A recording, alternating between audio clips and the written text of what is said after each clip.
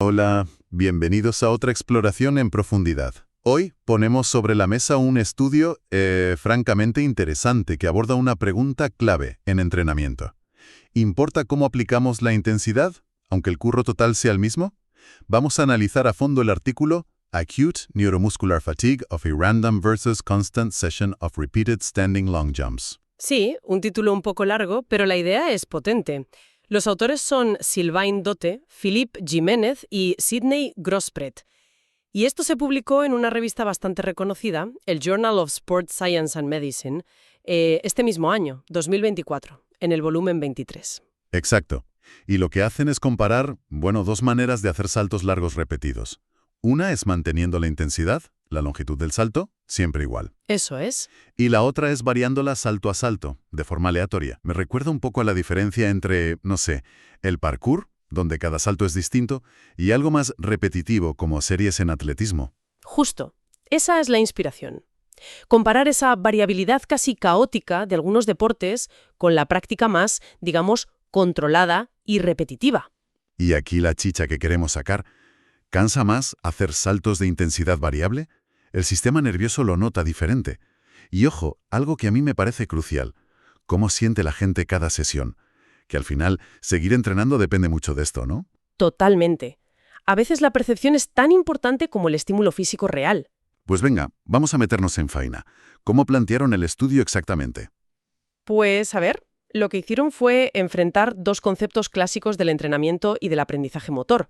Por un lado, lo que llaman práctica en bloque. Que es hacer lo mismo 1000 veces, ¿no?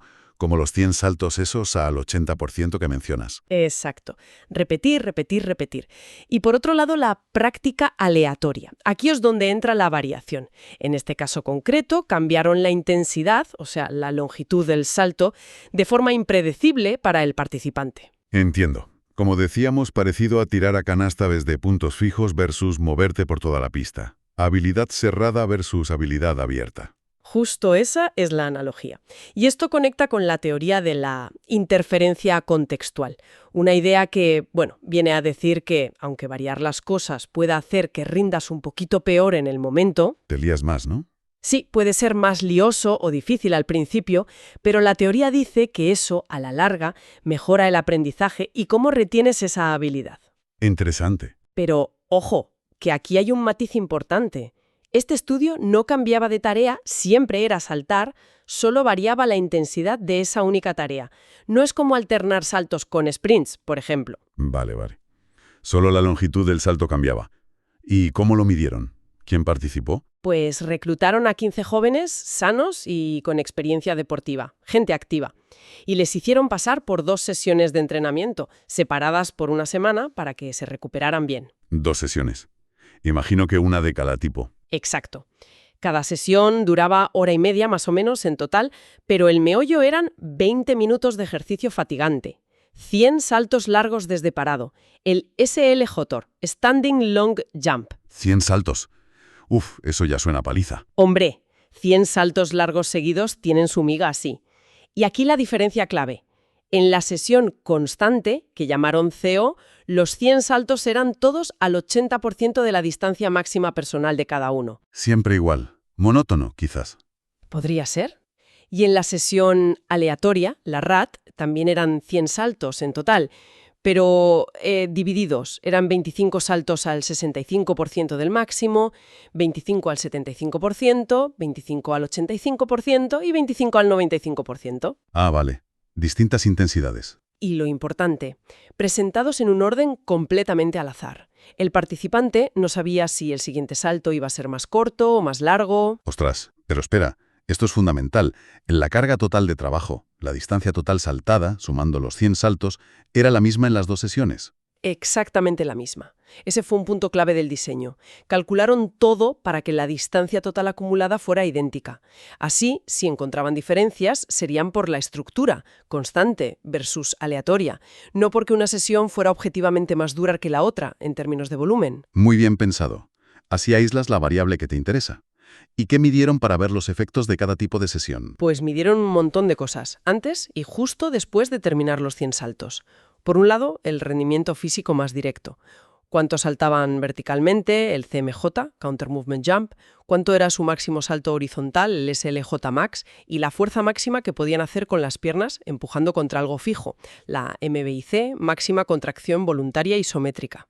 O sea, potencia, habilidad específica del salto y fuerza pura. Eso es. Y luego fueron más allá, a ver qué pasaba a nivel neuromuscular.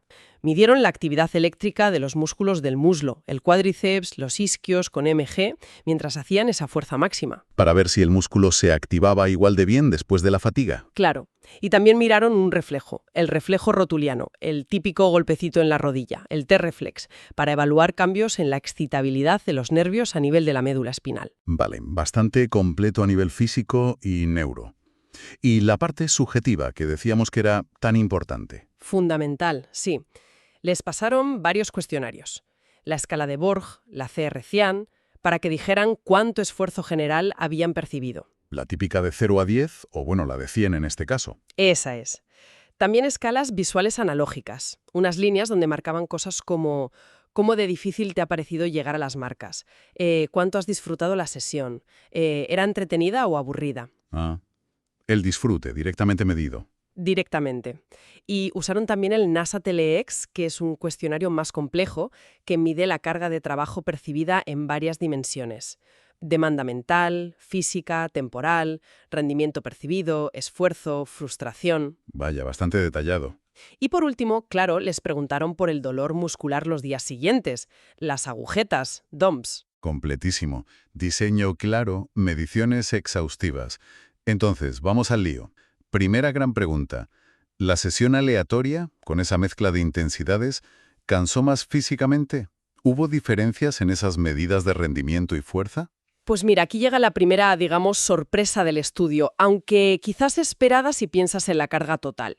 Los resultados muestran que ambas sesiones provocaron niveles de fatiga física aguda muy similares. Similares, de verdad.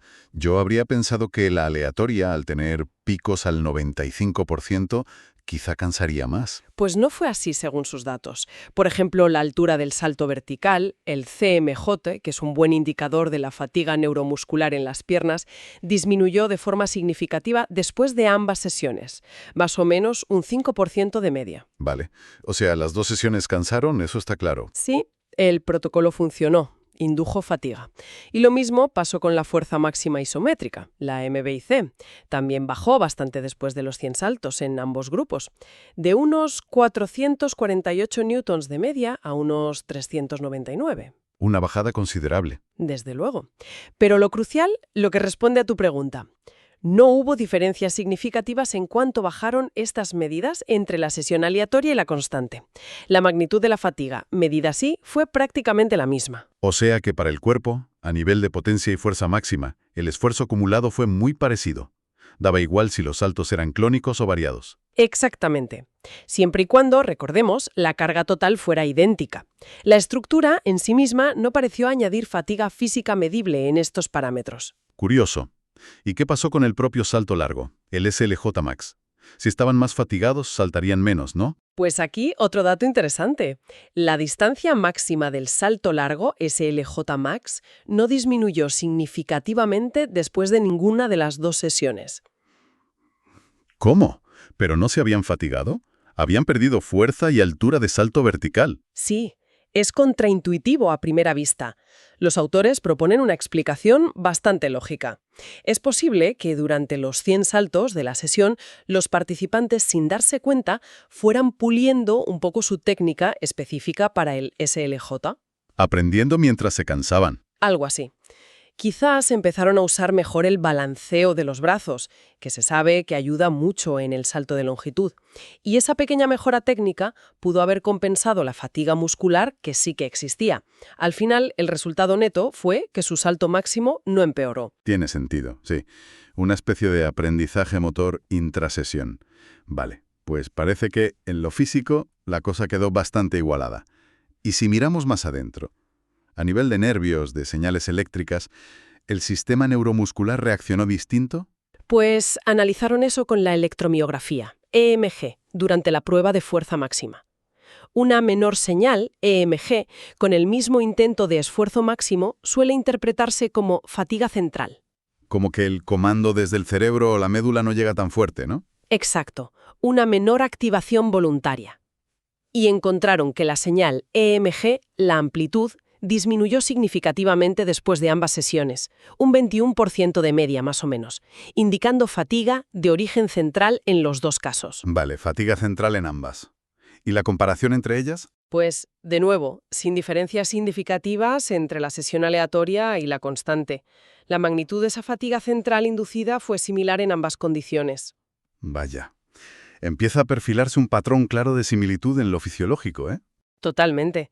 Y se confirma con el otro indicador neuromuscular que miraron, el reflejo rotuliano, el T-reflex. Este da pistas sobre la excitabilidad de las neuronas motoras en la médula espinal. Ujú. Midieron la relación entre la fuerza de la patada refleja y la fuerza del golpecito que se da en el tendón. Bueno, pues este parámetro, force strike, disminuyó significativamente, un 38% de media después de ambas sesiones. Esto sugiere que la fatiga también redujo la excitabilidad a nivel espinal. Entiendo. ¿Y la diferencia entre sesiones? Déjame adivinar. Pues has adivinado bien. Sin diferencias significativas entre la condición aleatoria y la constante, tampoco en este parámetro. Hubo otra medida del reflejo RMS-Strike que no cambió en ningún caso. O sea que resumiendo esta parte, ni el rendimiento físico, salvo esa curiosidad del SLJ Max, ni la fuerza máxima, ni los indicadores de fatiga central EMG, ni los de fatiga espinal T-reflex mostraron diferencias claras entre hacer los saltos siempre iguales o variando la intensidad aleatoriamente. Exacto. Siempre que el volumen total de trabajo fuera el mismo, la fatiga aguda objetiva parecía ser la misma. Muy claro. El cuerpo, digamos, respondió de forma muy parecida. Pero esto nos lleva de cabeza a la otra cara de la moneda, la que tú misma señalabas como crucial. ¿Cómo vivieron, cómo sintieron los participantes estas sesiones?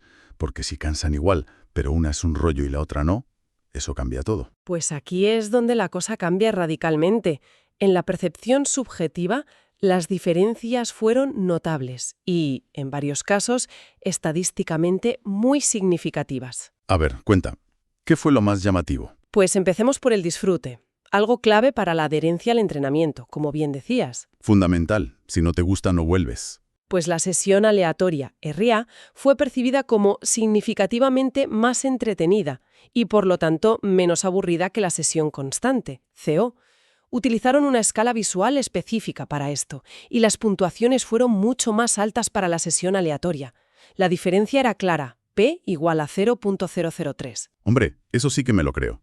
Hacer 100 saltos exactamente iguales tiene que ser bastante monótono. La variedad siempre ayuda. Sin duda. Pero espera, ¿qué hay más?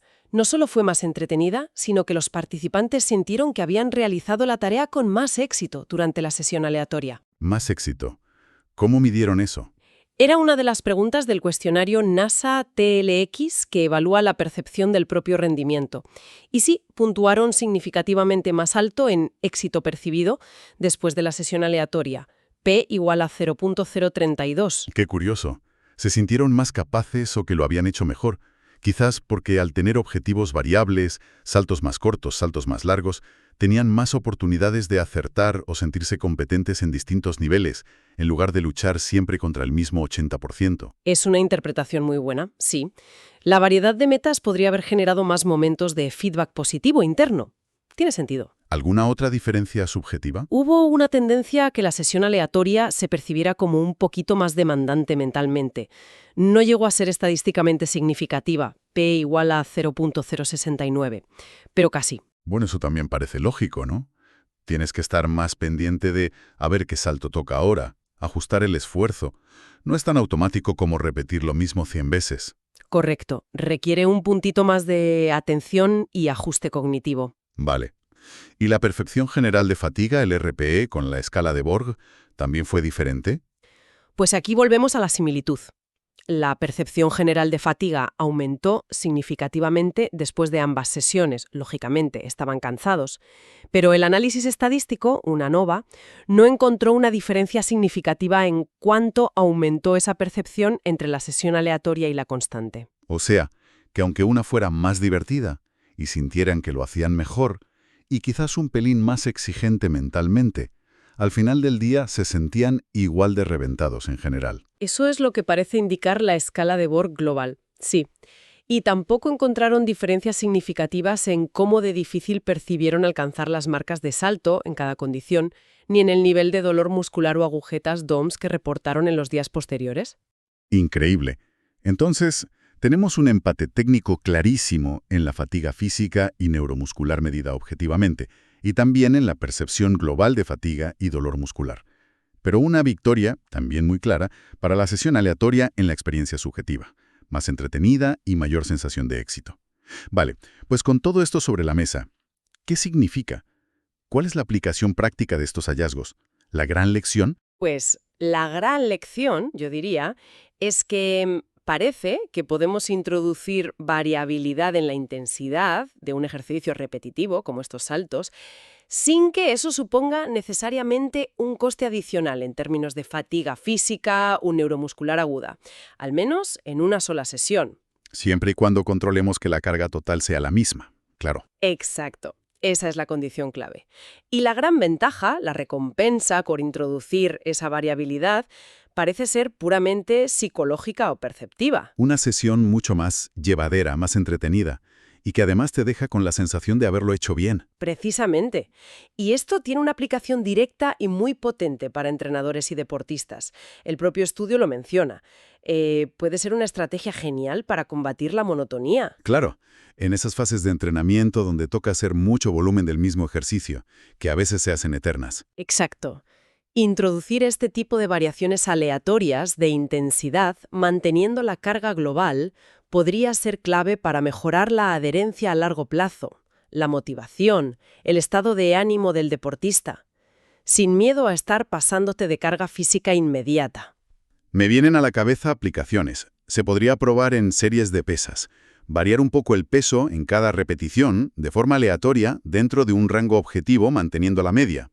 O en series de carrera. Variar ligeramente el ritmo. Son extrapolaciones interesantes y lógicas, pero tenemos que ser un poco cautas. Este estudio se hizo con saltos. Habría que investigar si estos resultados se mantienen igual en ejercicios de fuerza, de resistencia, etc. Son patrones de activación y fatiga diferentes. Cierto.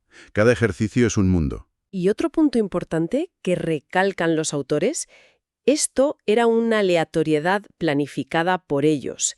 Sabían los porcentajes 65, 75, 85, 95%, y que el orden era al azar, pero dentro de esos límites. No es lo mismo que la imprevisibilidad total que puedes encontrar en un partido o en una competición real, donde la intensidad la marca la situación, el rival. Buen matiz. No es lo mismo aleatorio controlado que caótico. Y otra cosa que comentaste antes, relacionada con la interferencia contextual. ¿Vieron si esta práctica aleatoria mejoró la precisión de los saltos en esa misma sesión? Pues no. Midieron el error absoluto al intentar alcanzar las distancias objetivo y fue similar en ambas condiciones. Tampoco vieron una mejora significativa en la precisión desde el principio hasta el final de la sesión en el grupo aleatorio. Lo cual encaja con la teoría, ¿no? Exactamente. La teoría de la interferencia contextual postula que los beneficios de la variabilidad, como la mejora en la precisión o la adaptabilidad, suelen manifestarse más tarde, en pruebas de retención o transferencia días después, no tanto durante la propia sesión de práctica inicial, que incluso puede ser un poco más caótica o con peor rendimiento inmediato. O sea que, para pulir la habilidad en sí misma con este método, probablemente necesitaríamos entrenar así de forma regular durante más tiempo. El beneficio inmediato es más bien para la experiencia subjetiva. Eso parece. Es más una herramienta para hacer la sesión aguda más agradable y quizás para sembrar mejores adaptaciones a largo plazo. Pero no esperes mejorar tu precisión milagrosamente en una sola sesión aleatoria. Clarísimo. Bueno, pues si tuviéramos que condensar la esencia de todo este análisis para quien nos está escuchando, ¿cuál dirías que es el mensaje clave para llevarse a casa? Yo diría que el mensaje principal es variar la intensidad de forma aleatoria en un ejercicio monótono puede ser igual de demandante y fatigante a nivel físico y neuromuscular que mantener una intensidad constante siempre que el volumen total de trabajo sea el mismo. Pero, y es un pero muy importante, la experiencia subjetiva de esa sesión puede ser muchísimo mejor. Más disfrute, menos aburrimiento y mayor sensación de éxito. Un mensaje muy potente para entrenadores y deportistas. Podemos hacer que el entrenamiento sea menos un rollo sin necesariamente pagar un peaje físico extra en el momento. Exacto, aunque, como todo buen estudio científico, más que cerrar puertas, abre nuevas preguntas, ¿verdad? Siempre. ¿Se mantendrían estos resultados si entrenamos así durante semanas o meses?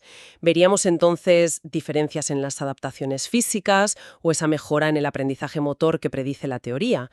¿Funcionaría igual de bien con levantamiento de pesas o con natación o en personas mayores o en deportistas de élite? Este estudio nos da una foto muy nítida del efecto agudo, inmediato. Y lanzo una última reflexión para darle una vuelta. ¿Podría esa mejora puramente perceptiva, sentirse más entretenido, más exitoso, menos aburrido, tener un efecto bola de nieve a largo plazo? Quizá no cambia la fatiga de una sesión, pero si mejora las ganas de volver a entrenar mañana y pasado y mejora la adherencia general, ¿no podría eso indirectamente acabar influyendo positivamente en las adaptaciones físicas a largo plazo? Es una hipótesis muy interesante, esa conexión mente-cuerpo y cómo la percepción puede modular los resultados a largo plazo. Daría para otro estudio, desde luego. Sin duda. Bueno, pues esperamos que este análisis detallado del artículo Acute Neuromuscular Fatigue of a Random versus Constant Session of Repeated Standing Long Jumps de Dote, Jiménez y Grosspret haya sido revelador y útil. Para todas aquellas personas que quieran profundizar mucho más, ver los datos concretos, la metodología al detalle y toda la discusión de los autores, les animamos de verdad a que busquen y lean el artículo original. Recordamos la referencia, Journal of Sports Science and Medicine, volumen 23, del año 2024. Ir a la fuente siempre enriquece. Y por supuesto, si quieren seguir explorando con nosotros la ciencia que hay detrás del rendimiento humano, del entrenamiento, la salud, no olviden seguir el canal y activar las notificaciones. Así estarán al tanto de las próximas exploraciones en profundidad. Muchas gracias y hasta la próxima.